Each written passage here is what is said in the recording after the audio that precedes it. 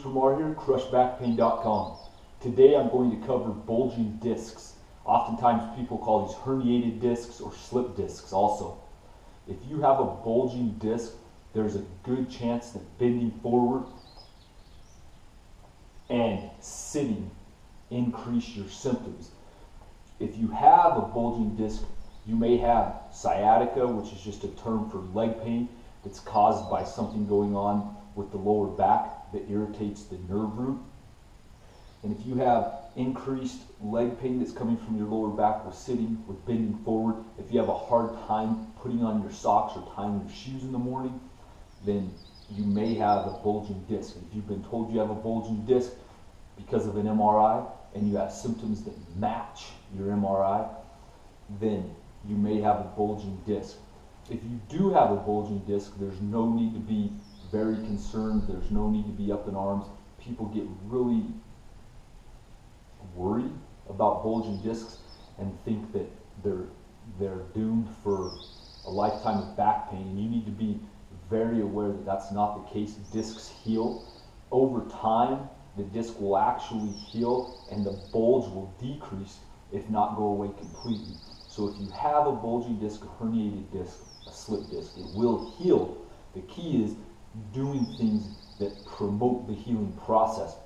Oftentimes, people that have these disc issues do things that actually make the disc issue worse and do not allow it to heal. So there's a few things you can do if you have a bulging disc that are really going to facilitate the healing process and allow that disc to become unsymptomatic, so you're not having issues. So if you have increased sciatic pain, increased leg pain, increased back pain with sitting, with bending forward, if you have a difficult time putting on your shoes and socks in the morning, if you've been shown to have a bulging disc on your MRI, then I'm going to show you several things to avoid that are going to allow that disc to heal over time. The first thing you want to avoid if you have a bulging disc is bending forward and putting the spine in excessive flexion. So if you have a bulging disc and you're waking up in the morning and you're trying to stretch and you're doing stuff like this, or you're doing that stretch where you're laying on your back and you're bringing your knees up to your chest like this, you want to avoid those things at all costs, because what those movements are going to do is they put flexion through the lumbar spine. More flexion puts more compression on the disc. And more compression is actually going to cause that disc to push out more. It will cause it to bulge more. We want to make the disc bulge less so it can heal. So avoid forward flexion, avoid the knees to chest stretch. Do not stretch your hamstrings excessively if you have a bulging disc. If you see a lot of people throw their leg up on a bench or something and do something like this again, that's just going to put excessive flexion through your lumbar spine, which if you have a bulging disc is not what you want. If you insist on stretching the hamstrings, I suggest that you get up against a wall or in a doorway. I can show you here, but you want to keep your lower back neutral if you're going to stretch your hamstrings.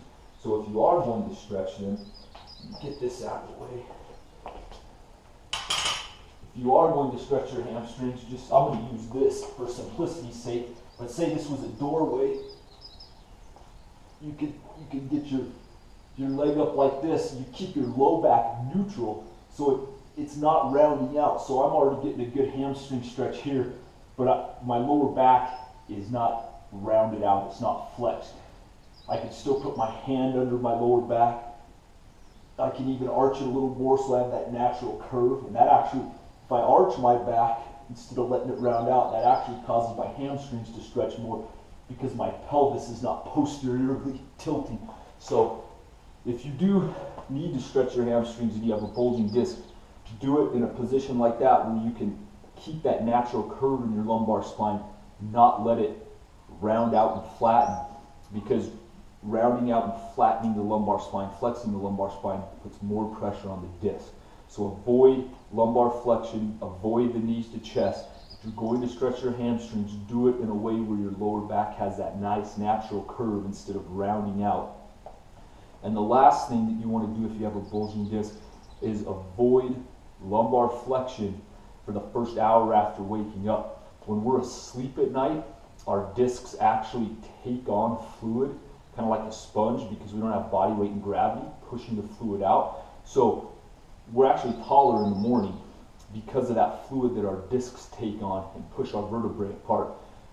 If you have a bulging disc and you have more fluid in the disc, that's more pressure on the part of the disc that's bulging. So when you wake up in the morning, you automatically have more pressure in that disc.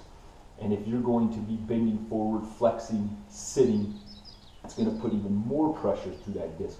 So avoiding lumbar flexion for the first hour after waking up is a great way to avoid excessive pressure through the disc and allow that disc to heal and not have too much pressure put through it.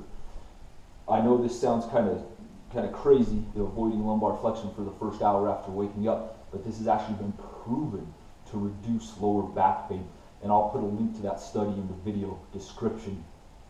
So you've got three things. If you have a bulging disc, three things that we covered that are really going to help facilitate the healing process and allow that disc to not be symptomatic anymore. We avoid the knees to chest stretch. We avoid bending forward at the waist and stretching the hamstrings or trying to stretch the back in that forward flex position. You're going to avoid stretching the hamstrings in that forward flex position. You're going to stretch the hamstrings with your foot up against a door or a wall so your lumbar spine can actually stay neutral, keep that natural curve so you don't put too much compression through the disc. And then you're going to avoid lumbar flexion for the first hour after waking up. So you're going to avoid sitting, bending forward, doing any of those things for the first hour after waking up.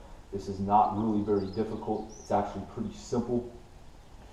And the reason we avoid the flexion for the first hour after waking up is because after that first hour, the majority of the fluid that the discs have taken on during the night is pushed out. So after that, when you sit, when you flex your lumbar spine, you don't get that excessive pressure through the disc.